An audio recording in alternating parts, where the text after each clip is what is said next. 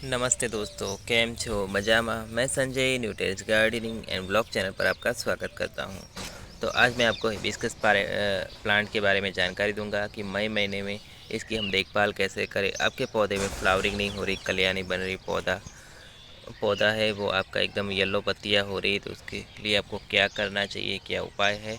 इस टाइम बिली बग का भी बहुत अटैक हो जाता है पौधे में, तो इसके लिए हमें क्या करना चाहिए, तो उन सब के बारे में आपको जानकारी दूंगा। तो आप मेरे वीडियो में लास्ट तक बने रहिएगा। और अगर आपको मेरा वीडियो अच्छा लगता हो तो प्लीज़ वीडियो को लाइक कर दीजिए, हमारे चैनल को सब्सक्राइब कर दीजिए और अपने दोस्तों के साथ ये वीडियो शेयर करना मत भूलिएगा।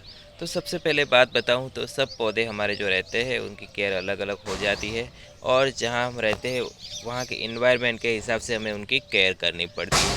क्यों? क्योंकि मैं यहाँ गुजरात में हूँ, अहमदाबाद में, तो हमारे यहाँ बहुत ही ज़्यादा गर्मी पड़ती है, लू चलती है, गर्म हवाएं चलती है। तो ऐसे में जो हमारे पौधे हैं उनकी एक्स्ट्रा केयर हमें करनी पड़ जाती है। कुछ ऐसे जो प्रदेश है जहाँ पे हमारे यहाँ के राज्यों में ज़्यादा गर्मी नहीं पड़ती, तो वहाँ पे केयर थोड़ी अलग हो जाती है।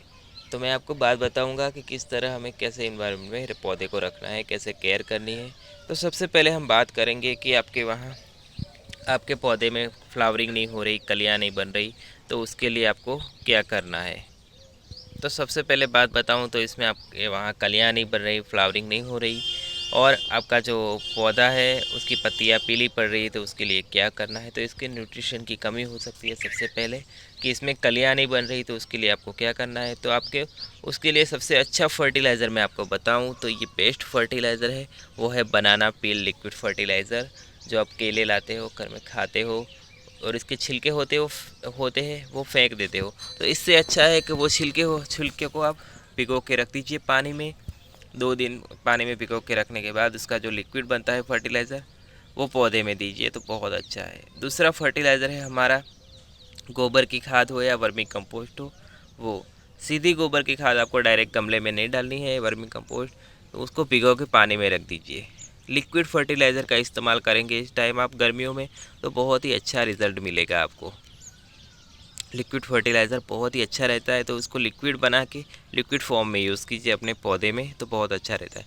और एक बात और ध्यान रखनी है कि पौधे में जब भी आप फर्टिलाइज़र दो तो उसकी मिट्टी है एकदम सूखी होनी चाहिए। देखिए इस तरीके से, ऐसा नहीं कि पूरी गीली मिट्टी हो, पानी दिया हो और लिक्विड फर्टिलाइज़र आप दे दो। तो पूरी गीली मिट्टी में पा दोगे तो इसका नुकसान ये होगा कि आप जो फर्टिलाइज़र देते हो वो मिट्टी में नहीं रहेगा, वो पूरा फिर निकल के ड्रेनेज से बाहर हो जाएगा। तो इसीलिए मिट्टी थोड़ी सूखे उसके बाद गुड़ाई करके आपको फर्टिलाइज़र देना है। और ये काम ये भी करना है कि मिली बग का देखिए अटैक इस तरह, देखिए मेरे प्लांट में इतनी ज़्यादा है, कहीं कहीं दिख रही है, पर जो आपको लगता है कि हाथ से निकल रही, इसमें तो ऐसे ही कुछ रहती है एक दो, तो हाथ से ऐसे करके निकाल देता हूँ। पर आप क्या कर सकते हो, इसमें स्प्रे करना है।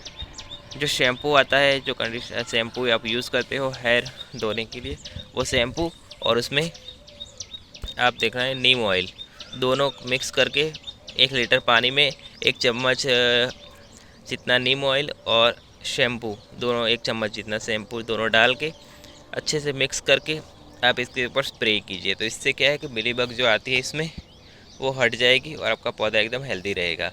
और हफ्ते में एक बार इस पौधे को इवनिंग के टाइम अच्छे से वॉश कर दी, मतलब शावरिंग कीजिए, पूरा पौधा भिगा दीजिए। इससे क्या है कि इसकी पत्तियाँ एकदम, जो इसके ऊपर मिट्टी जमी रहती है ना, वो हट जाएगी, धूल मिट्टी, और आपका पौधा एकदम हरा भरा रहेगा। तो ये काम कर सकते हो आप पौधे को हरा भरा बनाए रखने के लिए।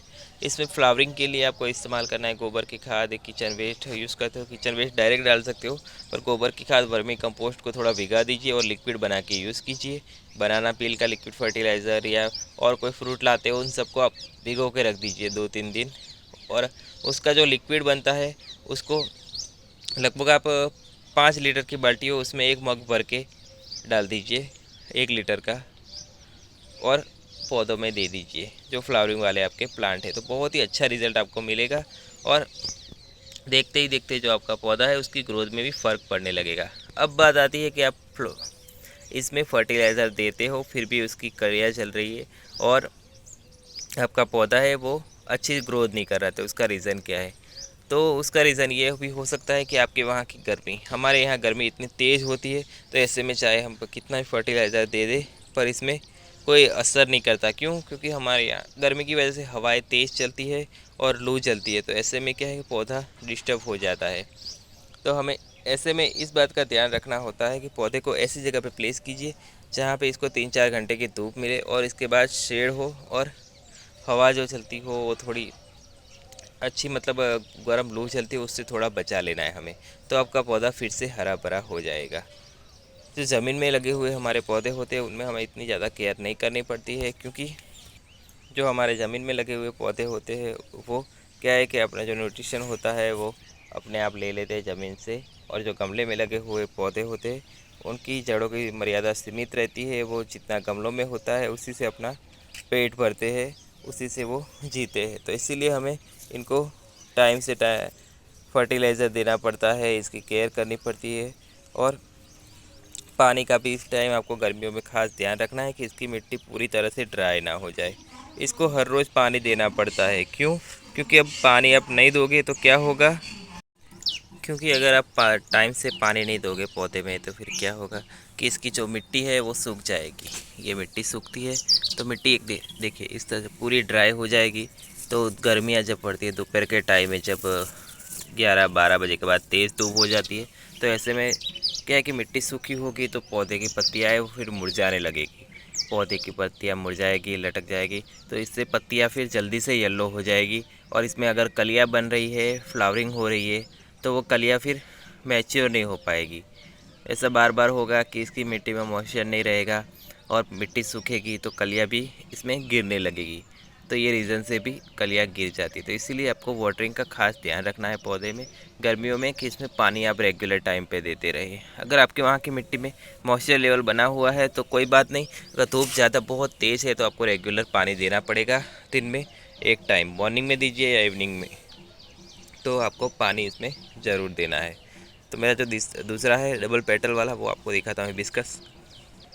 ये देखिए, तो इनमें देखिए अब कलियाँ बन रही है, पर इनमें भी सेम वही प्रॉब्लम हो रहा था। तेज़ धूप में पड़ा था तो कलियाँ बन रही थी और कलियाँ नीचे गिर, ये देखिए इस तरह से चढ़ रही थी, क्योंकि इसमें तेज़ धूप हो रही थी। इसीलिए तो मैंने थोड़े दिन से, लगभग 4-5 दिन हुए होंगे, ला के इसमें यहाँ पे रख दिया है। तो मैंने बताया उस तरीके से आप इस पौधे की देखभाल करोगे तो बहुत ही अच्छे से आपका हिबिस्कस का प्लांट ग्रो करेगा। और ये मेरा प्लास्टिक के पॉट में लगा हुआ है देखिए। तो प्लास्टिक का पॉट जब धूप में पड़ा रहता है तो और भी ज़्यादा हमारा पौधा ख़राब होने के चांस बढ़ जाते हैं। क्यों?